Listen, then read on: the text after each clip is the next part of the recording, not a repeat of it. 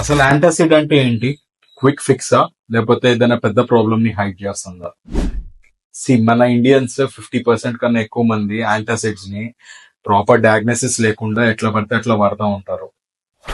Antacids general గా మన కడుపులో ఉన్న యాసిడ్ ని న్యూట్రలైజ్ చేసి ఇన్స్టెంట్ గా బర్నింగ్ సెన్సేషన్, గ్యాస్, గుండెల్లో ఛాతీలో నొప్పి, వీటికి కొంచెం ఇన్స్టెంట్ రిలీఫ్ ఇవ్వగలవు.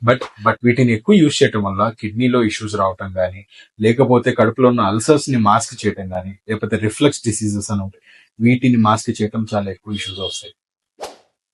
యాంటాసిడ్స్ కడుపులో ఇన్స్టెంట్ గా సూతింగ్ ఎఫెక్ట్స్ ఇస్తాయి, మన కడుపులో ఉన్న యాసిడ్ ని ఇన్స్టెంట్ గా బ్యాలెన్స్ చేసి. బట్ కరెక్ట్ గా వాడితే రిలీఫ్ వస్తుంది, కానీ తప్పుగా ఎట్లా పడితే అట్లా వాడితే మాత్రం చాలా పెద్ద ఇబ్బంది వస్తుంది. సో అకేషనల్ గా వాడండి, కానీ రెగ్యులర్ గా వాడకండి. మీకు ఒకవేళ అసిడిటీ రెగ్యులర్ గా వస్తుంటే యాంటాసిడ్స్ జెలసీలో డైజినో వేసుకోవడం కాదు, మీ డాక్టర్ ని కలవండి.